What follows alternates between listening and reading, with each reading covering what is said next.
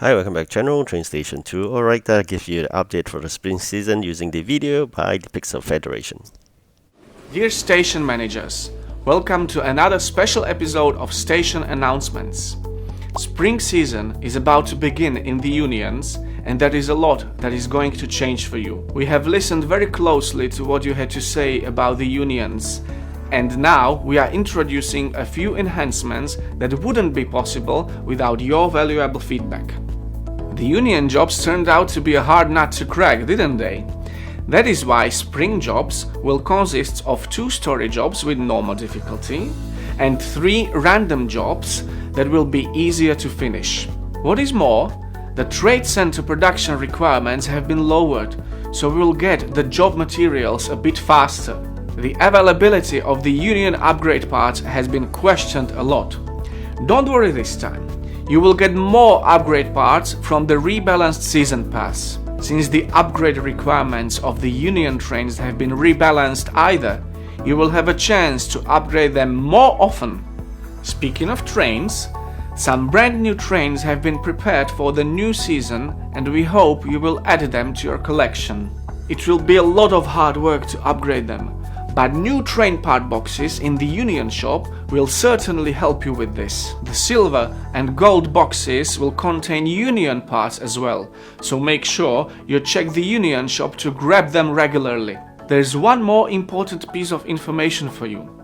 The season points in the Union competitions will be claimed and credited for the entire Union in bulk by the very first player who claims their individual rewards. Please take a closer look at the forum article linked below the video to find out more about this. I can't wait to dispatch my fleet to the spring region. I hope you're looking forward to it with me. Enjoy your journeys and share your feedback to help us make the unions better. See you next time, managers! Alright, I hope you have enjoyed that short video by Pixel Federation. Now let's move on to the main event. Alright, this event is not easy at the start. As usual, it takes a lot of effort before we can actually get things done. So the quantity being asked for seems like extremely high. That's surprising for me because this is the first set of the quantities they are asking, and yet the quantities goes up as high as 650. So that's really amazing in terms of the number of quantities. So got a lot of prepared of the steel, copper. These are the things that you really got to prepare in order to keep on going. But at the start of the event, what you really need to do is to grab those event items, the raw materials, the glass as well as the plastics, so they can get start doing all the event items while preparing for the second set of jobs. So the first set of jobs, you're asking non-event items, it will take you some time. That actually buys you time in terms of creating those event items. Alright, so this Save the Earth event, you already know, it's not something new. It's a repeated event that always been recycled. That suits the team.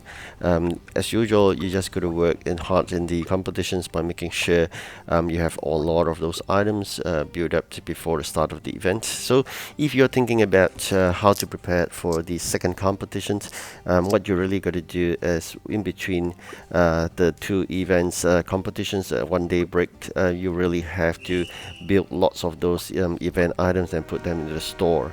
Likewise, have a lot of those items in the factory in standby, especially those that takes a long while to build. So this is something a requirement that you always have to do as part of your competition preparation.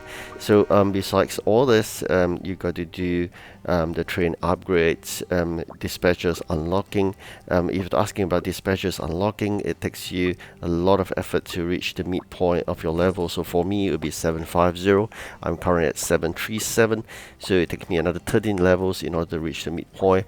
And once you reach that, you got to unlock that by doing collecting a lot of or manufacturing a lot of items to suit the requirement of that additional dispatches. But that would go a long way because currently I have 12 dispatches already. I'm aiming for my 13 dispatches soon. I'm not so much in terms of the dispatches for the spring seasons. End of the day, although the video has shown that there is a reduction in terms of the quantity being asked for the exchange, but nonetheless, after a while, I just find it ridiculous again. The quantities are asking us really high.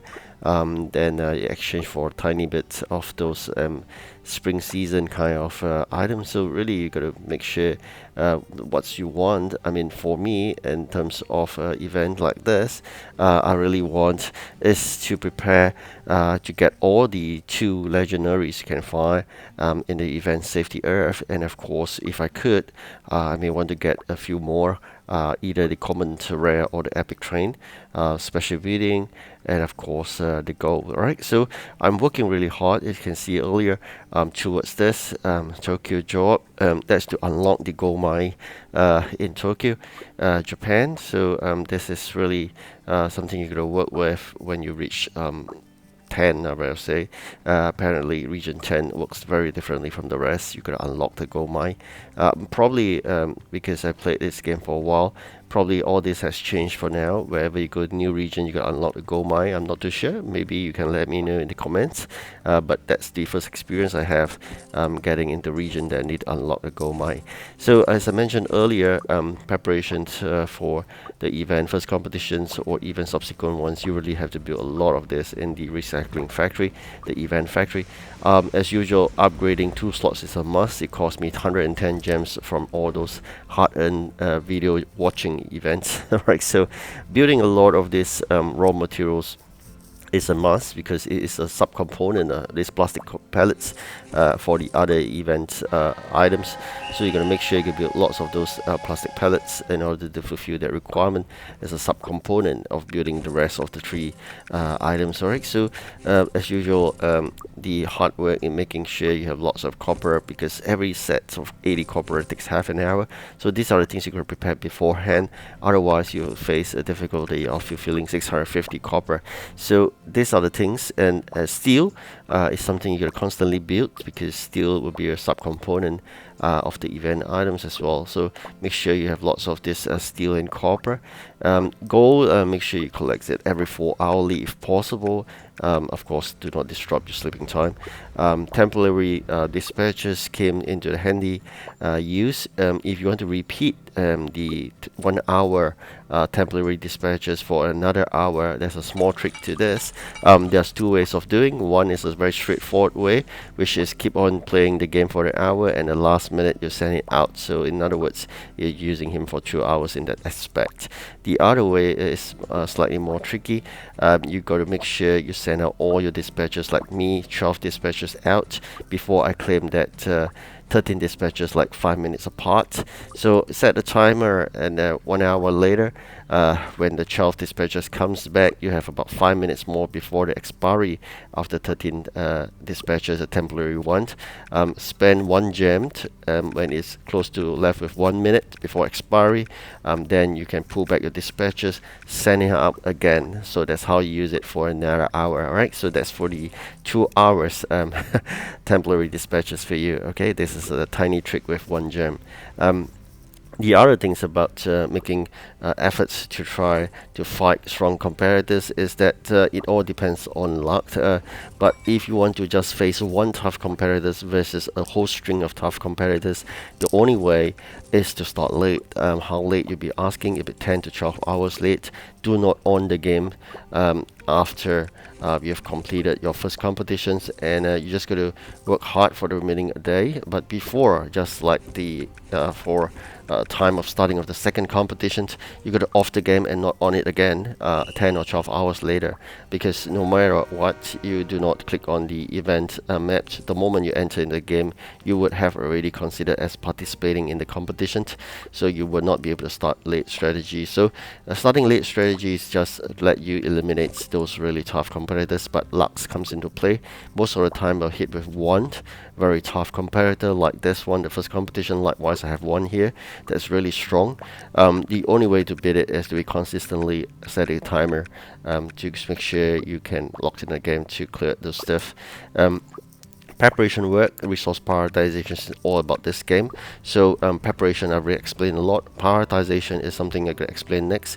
Prioritization in terms of resources, which you have limited, would be basically the dispatches. So how do you then send your dispatches and what type of trains?